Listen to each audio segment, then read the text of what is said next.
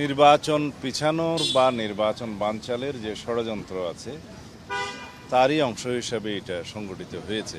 ফ্যাসিবাদী শক্তি এবং কিছু দেশীয় এবং আন্তর্জাতিক চক্র আছে যারা বাংলাদেশে গণতন্ত্র শক্তিশালী হোক সেটা চায় না, বাংলাদেশের গণতান্ত্রিক উত্তরণটা মসৃণ হোক সেটা চায় না। আগামী 55 বছরেও যাতে এরকম কোনো ইতিহাস স্থাপন না হয় সেরকম একটি ঐতিহাসিক মুহূর্ত আমরা তৈরি করতে চাচ্ছি। সারা জাতি সেজন্য প্রস্তুত আছে, সারা দেশের মানুষ অপেক্ষা করছে। বাংলাদেশের পুরো অনুভূতিতে নাড়া দিয়েছে।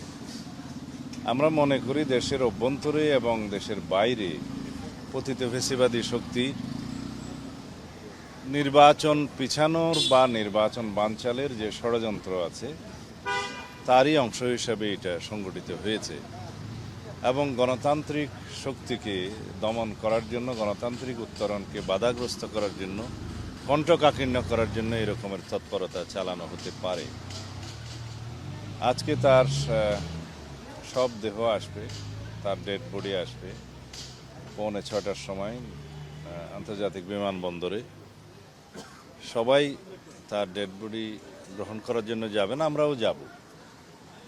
আমরা মনে করি যে গণমাধ্যম কয়েকটি পত্রিকা অফিসকে ভাঙচুর এবং আগুন জ্বালানোর মধ্য দিয়ে যে নৈরাজ্য সৃষ্টি করার পায়তারা চলছে এবং সারা বাংলাদেশে বিভিন্ন জায়গায় চিহ্নিত বিভিন্ন স্থানে এবং ব্যক্তিকে হামলা করার, আক্রমণ করার, বাড়িঘরে হামলা করার যে পরিকল্পনা নিচ্ছে তার পিছনে একটি সুগভীর চক্রান্ত আছে, ষড়যন্ত্র আছে। তবে এটাও জানাতে চাই, এরকম কিছু ঘটনা করে গণতন্ত্রের অগ্রযাত্রাকে ব্যাহত করা যাবে না এবং গণতন্ত্রের উত্তরণের কোনো প্রক্রিয়াতে কোনো প্রভাব বিস্তার করতে পারবে না। বাংলাদেশের গণতান্ত্রিক উত্তরণ সঠিকভাবেই যাবে, নির্ধারিত সময়ে নির্বাচন হবে ইনশাআল্লাহ এবং বাংলাদেশের মানুষ সেই দিনের অপেক্ষায়।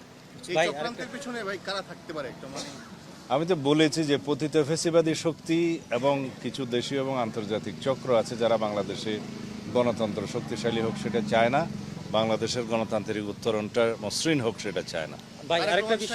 25 তারিখ আসবেন, এর প্রাককালে কালকে রাতে দেখলাম অনেকটা আপনি যা বললেন পরিকল্পিতভাবে একটা অস্থিরতা, একটা মানুষের মধ্যে একটা ভয় ধরিয়ে দেওয়া, তারেক রহমানের এই আশাটাকে কেন্দ্র করে কোনো ধরনের একটা পরিস্থিতি কি তৈরি করার চেষ্টা হচ্ছে কিনা? এখানে সুপরিকল্পিত কোনো ষড়যন্ত্র কাজ করছে বলে আমাদের সন্দেহ। তবে ইতিমধ্যে দেশের মানুষ দেখেছে এবং চিহ্নিত করেছে কারা এই হত্যাকাণ্ডগুলোকে রাজনৈতিকভাবে ব্যবহার করতে চায় এবং কারা এর দায় সুপরিকল্পিতভাবে অন্যের উপরে চাপাতে চায় এবং এরকম হত্যাকাণ্ডের সুযোগ নিয়ে কারা রাজনৈতিকভাবে ফায়দা নিতে চায়, এগুলো দেশের মানুষ দেখেছে, চিহ্নিত হয়েছে। আমি এর বেশি খোলাখুলি বলতে চাই। আমরা দেখতে পেয়েছি যে তারেক রহমানকে আসার কেন্দ্র করে আপনারা হযরত শাহজালাল আন্তর্জাতিক বিমানবন্দর পরিদর্শনে গিয়েছেন এবং কর্তৃপক্ষের সাথে কথা বলেছেন। আসলে কি বিষয়ে কথা হয়েছে তাদের সাথে ওখানে আপনাদের? আমাদের প্রিয় নেতা জনাব তারেক রহমান দীর্ঘ 17 বছরের কষ্টকর নির্বাসিত জীবন শেষে স্বদেশ প্রত্যাবর্তন করবেন, সেটা একটি ঐতিহাসিক ঘটনা, ঐতিহাসিক মুহূর্ত এবং বিগত 55 বছরের জাতীয় ইতিহাসে সেরকম দৃষ্টান্ত যেগুলো আছে তাকেও ছাড়িয়ে যাবে এই ঐতিহাসিক মুহূর্ত।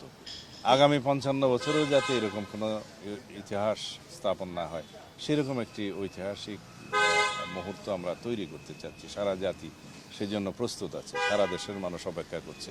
তো সুতরাং তার আগমনকে কেন্দ্র করে যাতে নিরাপত্তাজনিত এবং প্রোটোকলজনিত কোনো বাধাবিঘ্ন না হয় সেই জন্য আমরা তার অবতরণের স্থান থেকে শুরু করে এবার কেয়ার যাওয়ার পথে, দেশনেত্রী বেগম খালেদা জিয়াকে দেখতে যাওয়ার পথে এবং সমস্ত স্থানে যাতে সমাগমটা নিরাপদ হয়, নিশ্চিদ্র হয়, নিরাপত্তা আমরা নিশ্চিত করতে পারি এবং জনগণের সামনে তিনি যে দাঁড়িয়ে কৃতজ্ঞতা জ্ঞাপন করবেন, ধন্যবাদ জ্ঞাপন করবেন, সেই জায়গাটাকেও আমরা চিহ্নিত করেছি।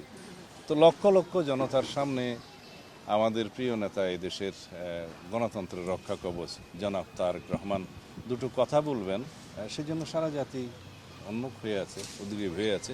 সেই বিষয়গুলো নিশ্চিত করার জন্য আমরা সমস্ত জায়গাগুলো আগে থেকেই পরিদর্শন করছি।